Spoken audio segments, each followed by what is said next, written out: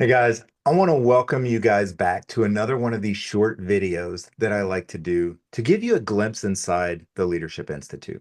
Now, today I'm joined by Amir Karkouti, and it's funny. People ask me all the time why I'm bringing some of the faculty, why I chose the people that I've chosen to be a part of the program.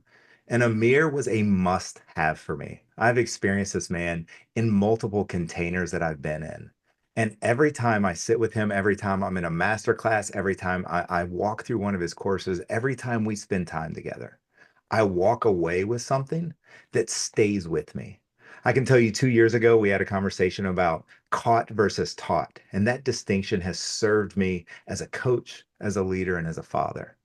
You fast forward, last year we had a conversation as part of a master class he led, and he spoke to us about return on life, right? There's ROI, return on investment, which we all know, but have we thought about return on life? And it once again shifted something in my mind. It shifted the way I saw the world.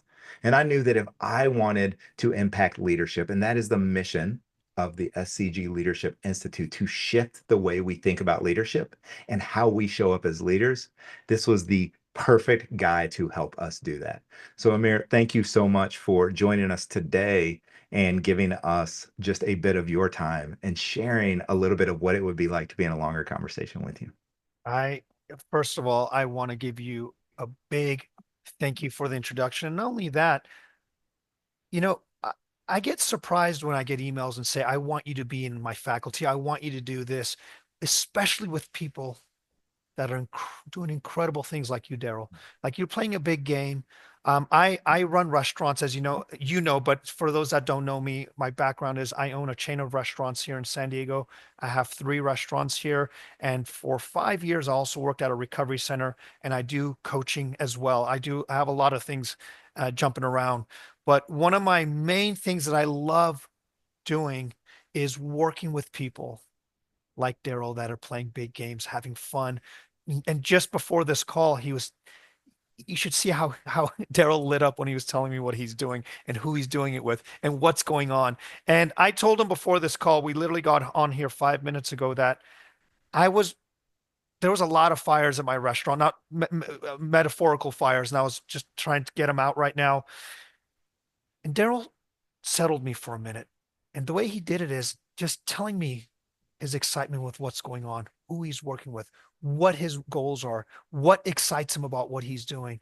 And something got me back to being grounded again and going, okay, this is my space. We can work something out. We'll work together and we'll have something incredible for the next 20 minutes. So I appreciate you um, for what you did before the call and even how you shared who I am for you. So thank you. Yeah, man. Happy to do it.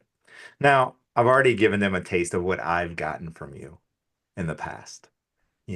One of the things that is going to be a big part of the program and what leaders see at a deeper and deeper level is how we communicate as leaders, how we communicate and create through that communication.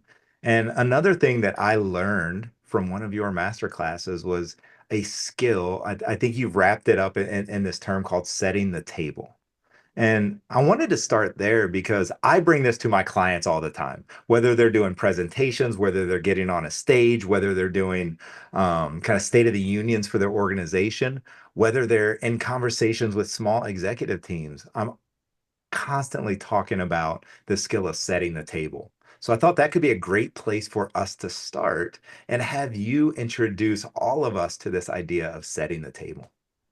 Yeah, that's one of the most important aspects of my coaching when I go speak on stage, when I do podcasts, whatever it is, whenever I'm meeting somebody new, I set the table up. And what that means is it actually started by accident when I worked at the recovery center, when it was my first week at the recovery center. I don't have a recovery background. I was never an addict, nor do I have any psychological training. One of my really good friends was a therapist at the recovery center, and we ended up talking, and I coached him. And he had this shift, and he said, could you do what you did with me at my recovery center? I'm like, I don't really know what I did with you, but he said, it just opened up a space for me. And I think it would be very valuable if you come and share that with my groups. I said, sure, I'll give it a shot. And the first week I was there, I did this song and dance of like, I have, I share something called the three principles, which was uncovered by a gentleman called Sydney Banks. And at that time, doesn't really matter if anyone knows what it is or what it isn't, but it's a psychology of the mind, right? It's how to think about things or how we see the world. And I did this song dance. I was on the wall putting all this stuff up, and everybody was lost. I was lost. I was doing this through my insecurity, and I was trying to impress the people that were sitting in front of me, and it wasn't working. And I finally turned back around. I sat down and I went, ladies and gentlemen, I looked around at everybody and I said, I have to come straight with you guys. I am trying to impress you. I am trying to do a song and dance because right now I am so insecure with what I'm doing that I don't know what else to do.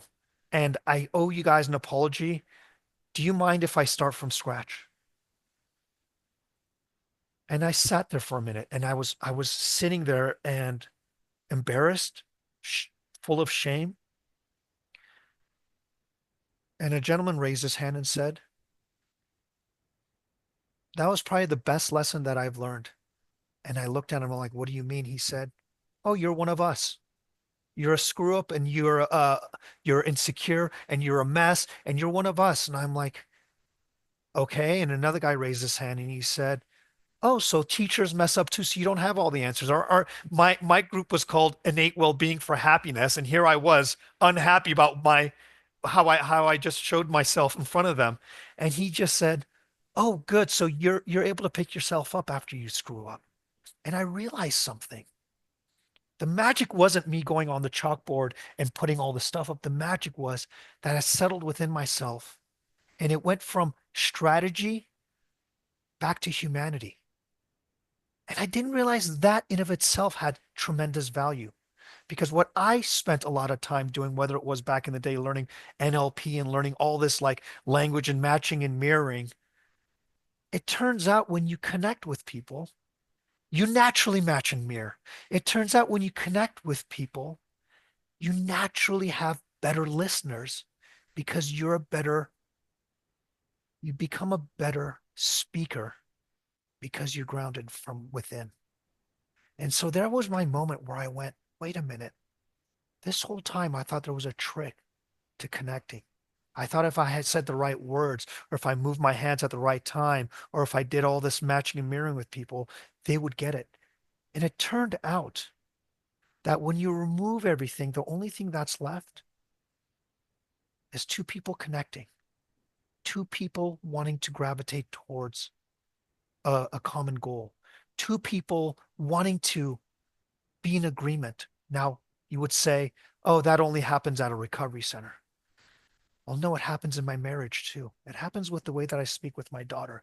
It happens when I go to my restaurants and when I settle within myself and I have what I call humanity instead of a strategy. A world opens up because my defense mechanism goes down, which allows the person that's in front of me for their defense mechanisms to go down. Because what happens is when two people show up in their ego and two people show up in their shame or whatever it is, the shame isn't the issue, is when we're afraid to say, here's who I am, and here's where I'm at right now. And here's what I'm going to do from this place. Leadership is not creating strength from weakness. Leadership is to be able to share that in this weakness, I'm going to find the strength to find out what I'm going to do next. In this shame, I'm going to step and rise above so you can see what leadership's going to look like in a minute. So that makes others go, well, in my shame, I can do it too. In my weakness, I can see this through. And that to me has been tremendously powerful. So now when I set up the table, I tell people where I'm at. Ladies and gentlemen, here's where I'm at today. And I'm still going to show up for you. The best times I've had at my recovery center is when, again, it happened where when I showed up, and at that time, my daughter was 4 months old. I hadn't slept, and I came into the room and I was fumbling my words. And I was exhausted. And I said, you guys, I'm going to do a really terrible job today, but that's not going to matter because I love all you guys so much. I still showed up for you today. That's the part that's going to be the biggest thing for us. Not the fact that I'm mumbling, but the fact that I showed up for you. Now, if all you guys are in here and you just show up a little bit more in your exhaustion and you show up a little bit more in your wherever, and it kept going. And it wasn't a speech that I wanted to come up with. It was who I was in that moment. And I ended up getting a standing ovation from it. And I was literally in the brink of despair. Now, I'm not saying this for everyone here that you need to be in a brink of despair or anything, but what I'm telling you guys that are listening, step back and take a breather. Spend some time with your own being, with your own sense of self-worth, wherever you're at. If you're in a place of complete excitement and confidence, share that from that place, and people will see that confidence. If you're in a place where your confidence has kind of gone down and it's kind of you're in that like lower place within yourself, share that with that conviction. There is tremendous strength for us to connect because we are inundated with programs and all these things of how to get to somewhere else, how to get to the next level. But I'm telling you, this level in this moment, man, that's where the magic happens. That's where the magic happens. And if we spend more time in this level, we naturally will go to the next level without us having to do anything. That is, I love what you're sharing here, Amir, because it epitomizes, in my mind, one of the things that makes this program different is there's going to be strategy, there's going to be tactics, there's going to be tools and skills and all of these things. But there's a deeper conversation to be had, which feels like a foundation to all of those things. And that is, who are we being? How are we showing up? Right? What are we bringing into the office and to our team, to ourselves? What are we bringing when we leave the office back to our families? And to be honest, to be able to step into a deeper level of honesty around that, and even explore what this looks like, is exactly what I hoped. Not only this conversation, but what this experience is and will be for anybody in the program. And Amir, let's be honest, what you just shared is going to scare the hell out of some people. It feels like, as professionals, as leaders, in any kind of position of authority, we fight to hide these parts of ourselves. Right? We know that the team's exhausted, so therefore I can't show them that I'm exhausted. We know that people are experiencing burnout, so I can't be burnt out. We know that there's frustration or some other emotion, so I can't be those things. So let me show up like this. Let me create this character and hope that they don't see all those other things behind it. So my question for you is, what is what do you see as the risk in, as you said, showing a little bit more of our humanity to our direct reports, to our leaders, the people we report to our clients and customers? What is the danger in sharing that side of us? The danger is the vulnerability part, right? Is if you're if people aren't accustomed to it, it may sound bold. If people aren't accustomed to it, it may sound like you're overly confident. People are if they're not accustomed to it, it looks like you're complaining about something. So there is of course, in a leadership position, or if you're in a job, there is a tactful way of doing it, absolutely. But there also has to be, at some point, a shift where a leader starts to see that a place of humanity will carry it farther. And absolutely, when I go to my restaurants, when I go to the recovery center, there is a level of respect, level of lines that we don't cross, levels of all that. But you'd be so hard pressed to find that when I speak my truth, right? The way that I did when I said I was exhausted, or when I said, hey, I'm fumbling. When you speak from that level of truth, the reception from the other side is so big that shifts start to occur that you didn't recognize. And all of a sudden that line of like, well, what is the line starts to get a little bit blurred, right? What becomes the line of, oh, well, we got to stop at here, which is I got to pretend.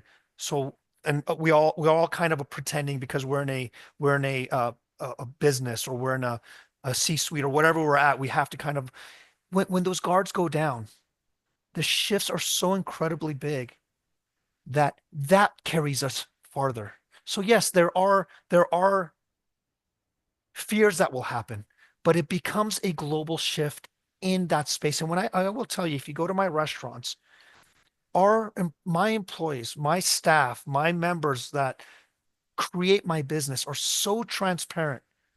And at first it was scary for me because I was like, ooh, do I want this kind of transparency? But they're so transparent and more caring because they're more transparent. So they create a buffer of love, a buffer of caring for themselves and the individuals in my business, because they can care more. They're not shielding themselves from, well, this is how I'm going to show up because if I have this mask on, then I can show up from that space. But I'm not going to, how do I put it? I'm not going to put my guard down, because if I do, then they're going to see my vulnerability. But the thing is, if everyone has their guard down, then vulnerability is just another superpower that everyone has. And we care. Once that happens, there's a caring that happens. And I see it over and over again. I was working with a Fortune 500. Uh, she was I think she was a chief marketing officer at the time.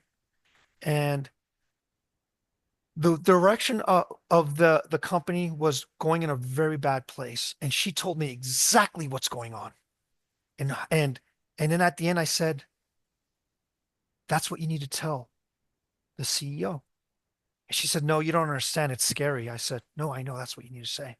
She said, well, how do I say it? Because the problem with this is if I go in there, I feel insecure. And I said, good, go let them know that. But if I tell them that the truth, I said, why don't you tell them here? I'm so afraid of telling the truth. This is the only option. Is that what you're telling me? And she's like, oh man, I'm not sure if I'm able to do it. There's going to be six people in the room and the CEO. She ended up doing it. And she came back to me the next day and said, Amir, the type of shift that happened in the room, the CEO pulled me aside and said, I'd never seen that side of you before. And I wish I've seen more of that. Because what was happening is everybody in the room was kind of working from that space of, well, I don't want to say too much. I don't want to say. And so everyone was kind of hiding behind these half truths. And what she ended up doing is, because she was so honest and so transparent and so from her grounding, everyone else started to open up from that space. Now, you would think, well, that could have been dangerous, but compassion kicked in, love kicked in, connection kicked in. So it gave them guardrails. And everybody started to come from the same place, and a connection occurred naturally. Now, could I have planned that? Could I have figured it out? Could I have done a strategy? Maybe or maybe not. But what carried through, now, granted, she's a very good speaker. Granted, she's very well versed in like all the books on business and psychology and language. When you come from that space, all the tools and strategies get enhanced because you're not using it to manipulate. You're not using it to hide from yourself. You're you're using it in conjunction with your spirit, in conjunction with who you are. And it naturally starts to flow through from this incredibly deeper place. And so, don't know if I answered your question, but but the fear of it for me dissolves immediately, um, once once you try it on for size and see what Yeah. happens. Well, and I heard something else in your answer that is gorgeous, and that is when we share this humanity, when we come from this place, we don't sit in it. We don't get with our teams and sit in this place, but you're using it as a platform to create the next thing, to go out and solve problems, to go out and serve clients and customers, to go out and create solutions from this place of humanity, from this place of vulnerability. Hey, I'm burnout too. I'm tired too. I'm experiencing this thing too. This isn't my best day. This may not be the perfect moment. And let's get together and talk about what we're going to create from here. And there's power in that. So I love what you shared because it allows people to see your humanity. And I'm really hearing you make a case for this being a stronger place to create from rather than trying to create, solve problems, serve people from a place of hiding, from a place of I hope they don't see it, from a place of, this is the mask, this is the character. Hopefully it's good enough. So it's the come from that you're really pointing to. Man, I want to try to keep these around 20 minutes. So I want to stop here, but I just want to thank you for giving us some of your time early before you give us more of it inside of the program and sharing some things that anybody can use. Right? This is exactly what I hoped it would be. Something that would serve leaders, whether they're going to be in the program or whether they're not. Something that can be shared with people in organizations, something that will help people grow into a stronger leader, a more confident leader, a more humane leader, a more courageous leader. So thank you for the way you've shown up so powerfully, teaching us a little bit about setting the table, and even better yet, modeling it for us. And helping us tap into the power of it. Man, I can't wait till we get you into the program. I can't wait till people have 2 hours with you to ask you questions, to bring their challenges, to bring places they may feel stuck or things they're trying to figure out and be able to tap into you, your genius, your experience. So thank you for not only today, but for being a part of this entire program. I can't wait. Thank you so much for having me. I can't wait. One of my favorite things to do is dialoguing back and forth. I can't wait to meet the people in your school. I can't wait to see how we interact. And my favorite thing that I think will be happening is I don't know what's going to happen, but let's see what we create together. And that's going to be my motto for our time together with everybody. So thank you so much for having me. And it is an incredible group, and I can guarantee you they will be bringing real stuff. We'll be tapping into that humanity side of ourselves, bringing real questions, real Yeah. challenges, real things we're facing. And it'll be awesome to co create in that space with you. So we will see you very soon, my friend. Talk to you soon.